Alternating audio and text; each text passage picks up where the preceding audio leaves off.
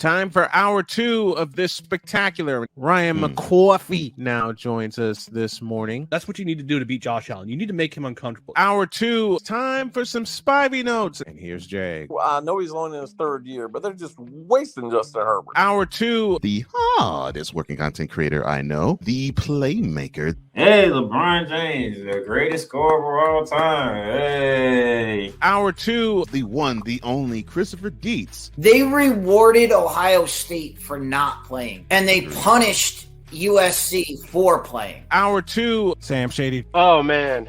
It's been a roller coaster ride if you were a Philadelphia Stars fan. Hour 2, that's Big Ben, the man in charge of the BS3 network. And if I see Kurt 2 Chainz Cousins out. Hour 2, Chris Bay's joining us. Oh my God, oh, this game. Oh, way to go, Sammy. Hour 2, was El Jefe. Oh man, I thought I missed it. What in the all types of blue hell? Time for hour 2 of this spectacular, and it starts right now.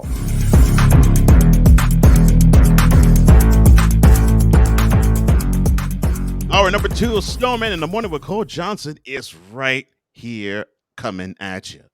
With one half of the team, Cole Johnson, I am joined by 2 wonderful colleagues and good friends of mine, the Playmaker and Ryan McCarthy. Oh, by the way, sir, I'm pretty much going to be filling in for Snowman. That's just one of several roasting sessions I have for the next couple of days. Oh, I figured. The other one's coming from the National Basketball Association. I figured. Because I performed a funeral Friday, so yeah, That was a very touching eulogy. I missed the funeral Friday. Yes, I did. Yeah, I did a eulogy. Yes. Who you did it? Who was it on? It was on the Brooklyn Nets, and I might. Okay, fine. I will do another one on Cole Sports Wednesday. Oh my goodness. So back to the Fanatic Feedback Zone we go. Vidalock says, so in the words of John Cena, LeBron is a winner. He is a loser. A loser. Actually, credit that to Jim Carrey, because that's where John Cena got it from. Actually, I'm mad as hell now because they actually made that damn trade. Well, more power to the Lakers and getting DeAndre Russell again. But Victor grew a brain. Yeah. Victor Locke says, I feel bad for Sam and Cool. I actually apologize to Cool. I will do that to Sam probably sometime today. And Cool took it really good. He's like, look, the team just didn't get it done. And defense didn't get the job done. So by the way, I totally respect him for that. Yes, Playmaker. Now I know people are upset because the refs. Well, I was going to say decide the game. Listen here, you're getting ahead of me because that's why I'm about to go next. Hawk TV says Rihanna's juice box is known as the Force, and ASAP Rocky is nonstop until he gets enough. Don't stop thinking enough. Come on, to the first time. Don't stop thinking enough. I'm sorry. Hot TV says 2 Super Bowls for 30. That is, of course, in reference to Patrick. No. It's 2 MVPs, 2 Super Bowls, along with 2 and MVPs. 5 Super Bowls MVPs, along with 2 MVPs, and along with 2 Super Bowl MVPs. This is why people are putting him in the top 5 because he got 2 of everything right now. Yeah, that's before 30. That's fine. That's fine. Good That's fine. But it's like another Chambers Brothers song that comes to mind. That the only reason why he just isn't top 5 right now is time. Time has come today, but not for Mahomes. But I will say this. They needed that Super Bowl. Well, Mahomes did, yes.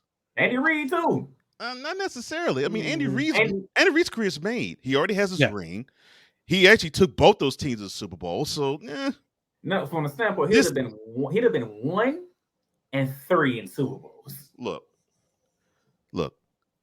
We got I'm about to make you sick, Victor, and this is not because I want to rub it in on you. I'm just speaking facts. Mike McCarthy has a ring. The dude's been living on it for the last 13 years. Yeah, 'cause that's the only time he's been to Super Bowl though. That's what I'm saying. He's been living off that ring for 13 years, and I can name Mike Tomlin. He only has a ring. He went to 2. He's been living on that ring for 15. So, I mean, Andy Reid didn't need to have another ring. It's great that he has another one, though. I'm happy for him because I like him, and I think he does a great enough job to where he's warranted to have a second one. I will say this though, to your point, playmaker, if Reid did not win this game, if he didn't win the Super Bowl, people will probably say just as a throwaway, well, Reid only won one, but I guarantee the brunt of why they didn't win would have been falling on Eric Bieniemy's shoulders and not Andy Reid's. I would have loved for it to fall on the Spagnuolo's shoulders too, if the Chiefs faltered, because in my opinion, that young Chiefs secondary, they got roasted, especially in the first half. Oh my gosh, they got roasted. Yep. So for those who think that Jalen Hurts is just a running quarterback, the dude threw for over 300 yards in the Super Bowl. You all need to shut up. Victor Law says, that, sir, talking about Patrick Mahomes being a top 5 all-time quarterback, it's an unmitigated fabrication, and I don't do Daffy Duck all that well. And I get it, yes. Mahomes is 1, 2, and 5 years. I get it. Yes, I understand. Keep going. Because Joe Montana won 2 in 5 years. Pretty much what Cole is saying. Keep going, Patrick Mahomes. You don't want to end up like Aaron Rodgers. Thank you. Because the dude, ayahuasca is a one and done guy. But people keep thinking he's a great quarterback. I'm like, well, he's proven nothing except he has skills and tools, and he's a tool.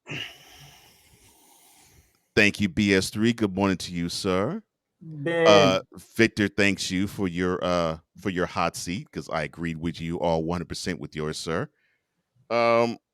Victor says you guys are going to summon Wise in here. No, we're not. No, we're not. And thank you. See, Ben, you and I here exactly.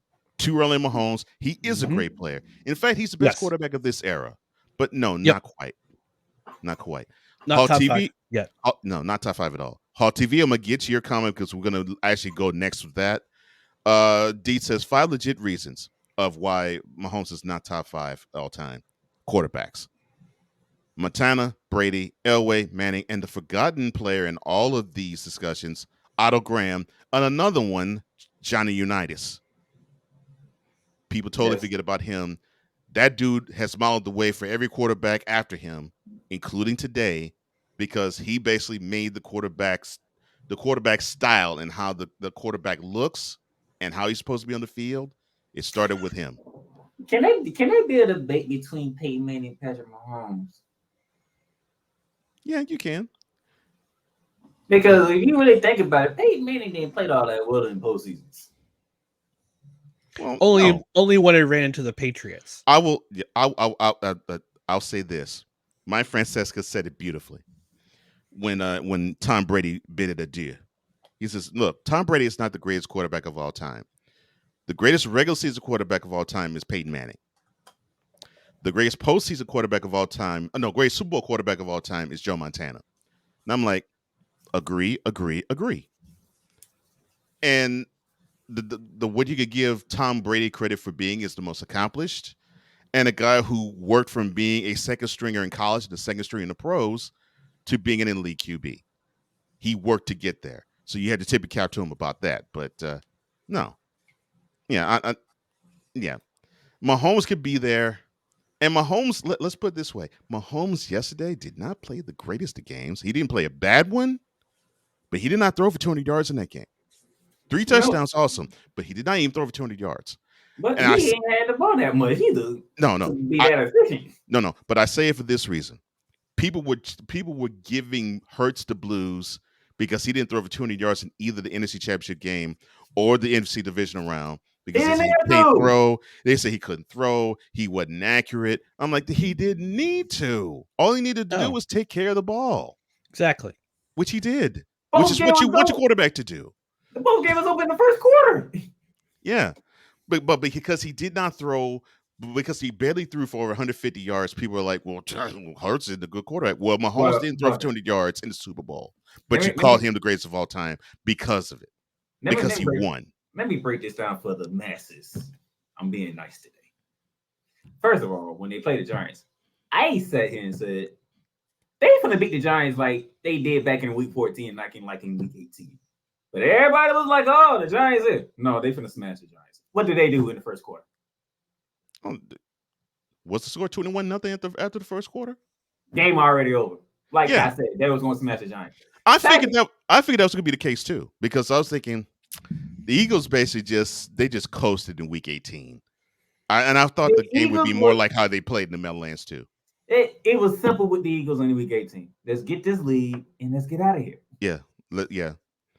Let's get the lead. Let's rest people. Let's hold on to the lead, and we'll be good to go. Yeah. NFC Championship game. I said it during my roasting session. Hassan Reddick literally wrecked the game in the first quarter. Actually was the third play the 49ers had the ball. Yeah. Hassan Reddick literally wrecked. The 49ers' first possession, the game was over for the 49ers. When we like to say wreck games like Chris Jones wrecked the game when it's time to wreck the game against the Cincinnati Bengals. No, Hassan Reddick literally wrecked the game against the 49ers. Yeah, he did. Deed says, I guess the defense should have stopped Jalen Hurts from dropping the ball for no reason. Well, that's his only blemish. I will put it this way. Look, you're gonna have blemishes, you're gonna have faults, you're gonna do something that's not gonna be looked upon as favorable. But that drive after he coughed up that ball and gave basically an unforced error and 6 points to the Chiefs was he came back and he had a touchdown drive. So that's his only blemish, and guess what? He still put up 35 points. Yeah, he put up 35 points, 300 yards. 1 touchdown passing, 3 touchdowns rushing, and a 2-point conversion. I mean, Mahomes in the first Super Bowl win, he threw a couple of picks in that game, but they still won. He still got the Super Bowl MVP. So there you go. Hall TV says Eagles had a double-digit lead at halftime and blew it. Correct, I agree. And I think that was an answer to the question: what was the first impressions of the game? He also says we need that soundbite of Cole imitating the reggae DJ. Thank you. Light up a beer. Appreciate that. Deed says the Eagles got outcoached at halftime, and after halftime, I agree. The halftime adjustments for the Eagles was not quite as strong as the ones for the Chiefs. Victor says I'd rather not think about Pennywise while I'm in office this morning, but I get the reference. But you mentioned this, Mr. Playmaker, and this was going to be one of the focal points for me. Let me find it. Okay, because it was from Heart TV. He said, quote, great game with an anticlimactic finish. So, gentlemen, what did you think about the refereeing in last night's game? Do I need to set the table for everybody? Listen, y'all gonna blame the refs because that's what fans do. How do you call that at that important time? You let them play. Number one, what do me and Cole always say? Don't put the game in the ref's hands. Nope. What did Badbury do? He put the game in the ref's hands. Because guess what? He grabbed Juju Smith-Schuster. Not once, but twice. Yeah, he did. And here's the difference. Y'all saying the ball wasn't uncatchable. They called defensive holding. Not pass interference, and that's the difference. That's a beautiful point. I need pass y'all to know the difference. Yeah. Pass interference would be if the ball was catchable and he was held. The ball wasn't catchable, so the refs couldn't call pass interference. They had to call holding. I'm sorry. Go ahead, sir. The offensive holding is the quarterback is still in the pocket. He has the football, and you grab the receiver. Mm-hmm. Yeah, even Bradbury said as such after the interviews in the post game. He said, "Yep, I was trying to get away with it. I thought I could get away with it. I thought I'd get away with it." And that's my idiotic moment of the day. Thank you for that. Thank you for that, Ryan. Here's my issue with that call. Not that it was a wrong call or a bad one. And yes, I'm Playmaker, you know I'm with you when you said don't put the game in the hands of referees. You're 100% correct. Mm-hmm. You do that, you are liable to lose the game, that's exactly what happened. My issue is if you're going to allow the tugging to happen all throughout the game, and there were worse examples, even with Bradbury on Juju, if you're going to allow the holding to happen and you don't flag it in the first quarter, but within 2 minutes of regulation, you want to flag a less egregious example of holding, that's where I have the problem. By the way, you know how everybody on the Eagles bench knew it was defensive holding? Ain't nobody complained. Because no one complained about it. And Bradbury didn't complain about it. No, he didn't either. Everybody knew it. Like, God damn, we got caught. Mm-hmm. It was more of a, man. It's pretty much this. You snuck in, you got your hand in the cookie jar, you ain't get caught. And then go back again, still didn't get caught. Basically, you're going to get caught. Yeah. Now, yeah. Yep. Now, to me, I mean, I look at it this way because all of us have seen the game for a long time, and we've played it even. There's tricks to the trade, and one of the tricks is sometimes defensive backs they on the sly hold. You know this. It's the trick of not making it so egregious to where it's like, well, the ref has no choice but to throw the flag. So I looked at it that way, and I judged it by. Now you allowed worse examples of holding, and you knew it was holding to let it go. You allow that to go, but you don't allow this to go.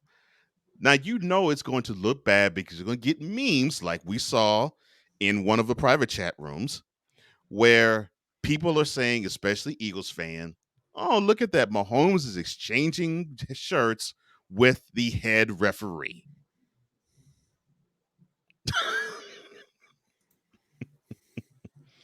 Ryan, your thoughts, sir? Yeah, I agree with Playmaker. Don't put the game in the ref's hands. If you try to get it's like in hockey. Like I'll use a hockey example. There are certain things you can get away with for so long the referees can't see. Pros know how to hide things from the refs to make it look like they didn't commit a penalty. You can only do that for so long without getting caught. It's like it's the cookie jar comparison. You can only go back to you can only sneak cookies every once in a while from the cookie jar. Somebody eventually is going to catch you. And that's what happened here. Yeah, people complain with the referees, and they can't make such a huge call with 2 minutes left in the game. Why make it such a huge call? Because they had to. You have to throw the flag in that situation. Oh, and by the way, do you know the route that Juju Smith was running was actually the same route they scored twice on? Yep. Which means everybody knew. Which means he would have got burned. Which means Bradbury would have gotten faked out of his cleats, and Chiefs would have scored the touchdown. And so here is what's so brilliant about the whole play in terms of just looking at it from a wise and an understanding football aficionado. So, of course, Mahomes is scanning the field. He's actually seeing Bradbury tug on Juju's shirt. Where else do you think Mahomes is going to throw the ball to? That's the intelligence that you have in a signal caller that now is in his prime, that has been in this situation now twice before, and has been to 5 consecutive AFC Championship games, and now it's been to 3 Super Bowls in 4 years. He now has the opportunity to make sure that you can basically groove the path to an easy victory. You see your man getting held, you're going to go in that direction and put the ball and put the onus on the referee's hands to make the call. And so throws in that direction. He's hoping the refs see it. And I'm sure throughout the game, Mahomes is probably politicking to the refs. Look, man. Yeah, because Bradbury is tugging on Juju's shirt. You got to see it. On the previous drive, Juju was held. And not just the previous drive. I know there was a third it was a third down. I think it was the first possession. No, the second possession the Chiefs had. And it was a clear cut case of a hole, and it was Bradbury on Juju. Clear cut hole. It was a bigger hole to me than the play that he got flagged for with the 2 minutes remaining, and the rest let it go. So Mahomes is like to the head official, man. The Eagles secondary is holding my wide receivers. Protect them. Protect them. And when Mahomes lofted that incomplete pass was on purpose because it's like, okay, yeah, I know it's going to be out of the reach of an Eagles defender, but I want the penalty, not necessarily the fourth down, and we send the field goal unit on the team because I want to buy the first down. Brilliant play by Mahomes. That's all I can say. Brilliant play by Mahomes. Yep. Now, do you think that the referees throughout the entire game was bad? No, because they let the players play. Yeah. That's why it turned out to be I thought this is a great game. This is an excellent game. Mm-hmm. You can say what you want about the halftime show. It was all right. You can say what you want about the commercials. There were some hits and misses. Mm-hmm. But overall, the game, for the gameplay itself, I enjoyed it. I thought it was really fun. I had a fun time watching it with friends. I was at my broadcast partner's house, Dustin's house. And we were just shout out to you, Dustin. Having a great time. Shout out to Dustin. We're having a great time. Good company, good game. Not a whole lot of mistake-free football outside of the penalty that really drastic penalty, and Hurts mishandled the football that led to a scoop and score. Yeah, the unfortunate mistake outside of those two plays. It's mistake-free football throughout the game, and it made it. This is what the NFL should be every single week. Every single week. This is what the NFL would like for it to be every single week. Because this is the football fans want. Definitely casual. The casuals definitely would like this. Yeah. No question. Playmaker. Look, this was a good Super Bowl. A lot of doubters had to shut up. One, Patrick Mahomes got himself back to the mountaintop. Thank you for bringing what you're about to bring up. Two, are you Jalen Hurts haters? Shut up. Just shut up. The biggest question mark going into the season was Jalen Hurts. Guess what? Second in the MVP vote. Number 1 seed in the NFC. Took his team to the Super Bowl. Oh, and he threw for over 300 yards and accounted for 4 touchdowns. And he was the best player on the field. If it wasn't a 15 on the other sideline, he would be in Super Bowl MVP right now. Make no mistake, number 1 of the Eagles was the best player on the field last night. And I'm with you, Playmaker. Now, go ahead. For the first time to have 2 black quarterbacks starting in the Super Bowl, I think they broke that narrative too, because they both put on the show. Well, you know what's so messed up about this, Playmaker? I knew they would, to the point I didn't even think about, man, if one of them stinks up the joint, man, I do not want to hear the media go off, or the people who are outside the media go off and say, well, you see, when you have 2 black guys on the starting, you won't get good play. I didn't even think about that because I knew both would put on the show. Yeah, I knew both would put on the show. It's the casual non-football fans that make that thing big. Yeah.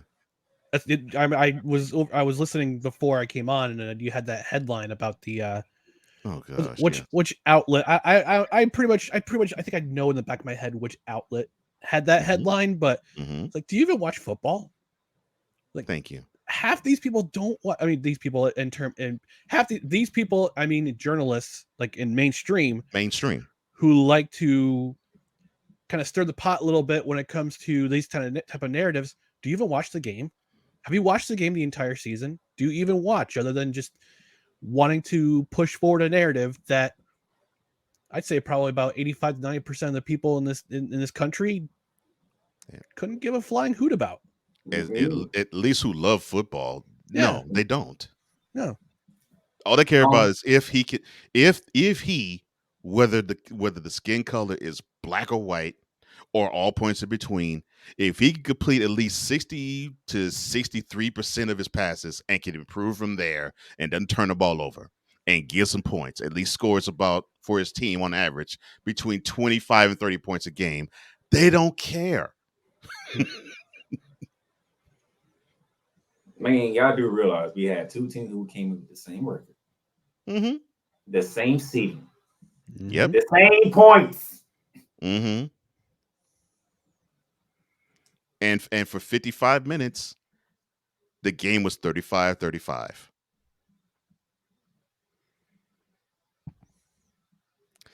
So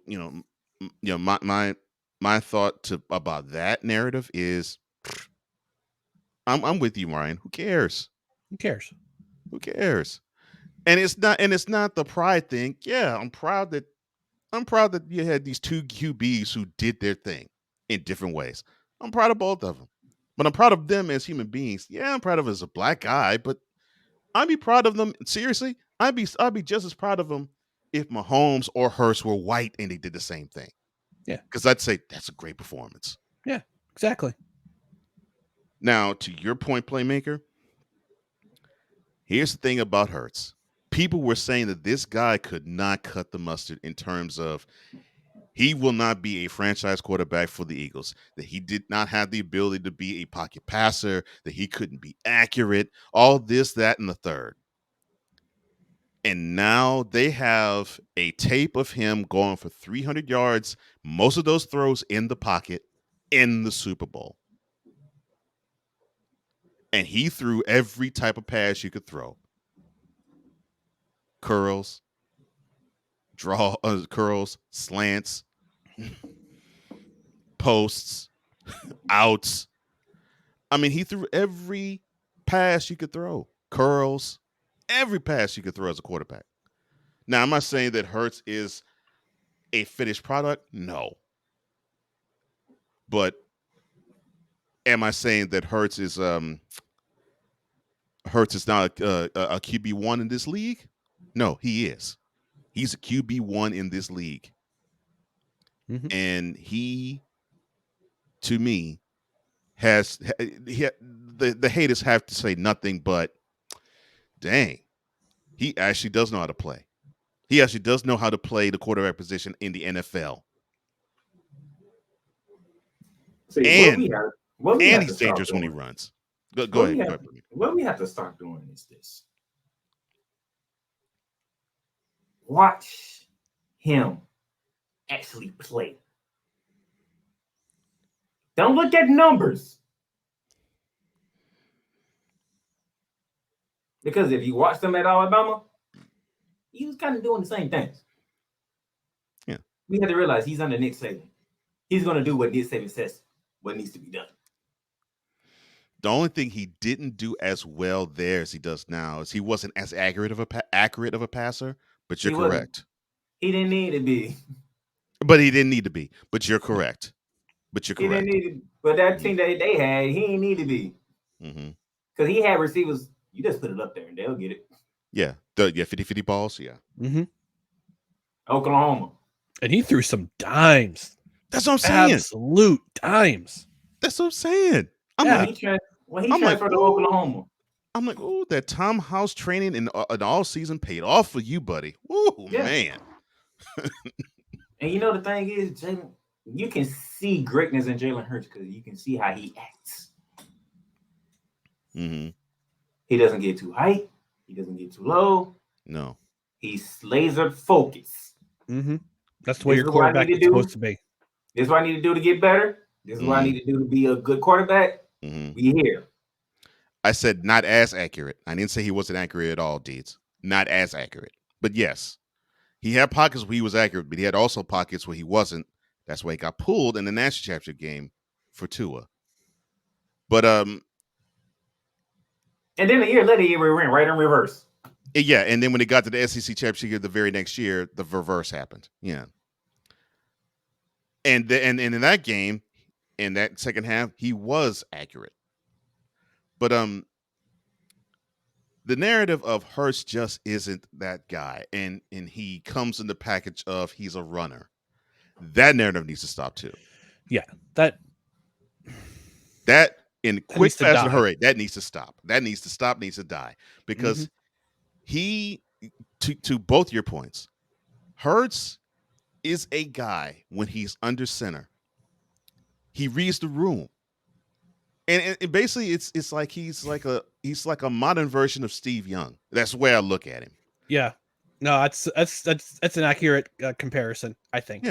Yeah. He's a modern version of Steve Young, where he wants to beat you with his arm first because he wants to get the ball to the playmakers. But if, as a defense, you're going to be stupid enough to have nobody beyond the line, and there is a hole, he'd be stupid to not take the ball and run through it. Right. You give him a lane, he's going to run. Yeah. That's what he did. That's what he did on 4th and 5.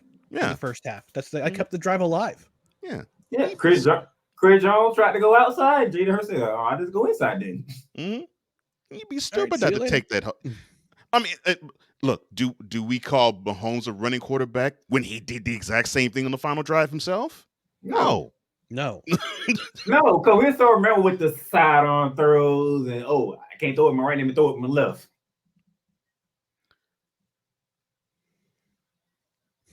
So yes, I'm with you, man. The narrative of Jalen Hurts, he's just a running quarterback and all that type of jazz, that needs to. I like your word better, Ryan. That narrative needs to die with Jalen Hurts. Oh, by the way, he's a quality NFL quarterback as of right now. Do you see what happens when you put weapons around quarterbacks? They look much better, don't they? Hey, Baltimore Ravens, that's how you screw it up, Lamar Jackson. You gave him weapons to work with. So he can sit back and say, okay, I don't have to have a run first mentality. I have guys to throw to. And who knew? Jalen Hurts actually has an arm where he can throw it deep. Wow. That's how I know people ain't been paying attention, because if you did, Devontae Smith and AJ Brown combined for almost 2,700 yards receiving. Right. There was a reason why that would be the case. Now, I remember, Dietz, when you were having the prop bets and you'd say who would have the deepest throws, and I said Hurts. We saw why. We saw why last night. Simply because I'm like, man, the way Sirianni runs that offense, he's going to want to take his shots with Hurts and having Smith on one side and Brown on the other. And if Devontae Smith would stop playing with the damn football and actually catch it. But you know something? Okay, we can go to this catch that was ruled not a catch by Devontae Smith. Now, I know the letter of the law is you got to have full control and full possession of the ball, and so this was a catch. I think second quarter was it? I think it was second quarter. Second quarter, because that first quarter went by so quickly. Yeah. So it was a sideline route. Hurts catches the ball. He has the ball in his possession. He has 2 feet in bounds. There's a defender draped on him. He falls out of bounds. And I'll give the defender this as a nod. He was throughout the whole while still trying to force Smith to have the ball either move or juggle it. So yes, the ball did hit the turf, but to me, the ball didn't look like it moved all that much, if at all. No, if you actually saw it, he had it pinned to his shoulder pad. Right. When he hit the ground, he went from the shoulder pad to the stomach. That's the problem. Yeah, that's the. I think that's why they overturned it. That's why they overturned it. But I don't think it. I might be wrong. I don't think it was the case because it hit the ground. I think he made the move to have it be created that way, and then the ball hit the ground then. But I might be wrong. Catch Snowman in the Morning with Cole Johnson every single day at 8 a.m. Eastern